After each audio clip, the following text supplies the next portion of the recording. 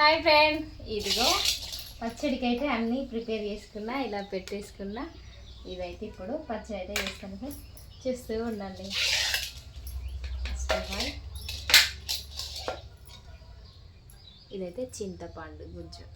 చింతపండు కొంచెం ఒక 5 నిమిషాల ముందు నానబెట్టేసుకొని, మీరు ఎలా చేస్తారో కామెంట్ బాక్స్లో కామెంట్ చేయండి. నేనైతే ఇలానే చేస్తాను.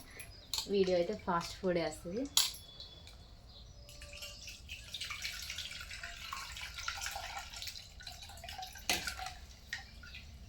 ఓకే, చింతపండు అండ్ శనగపప్పు,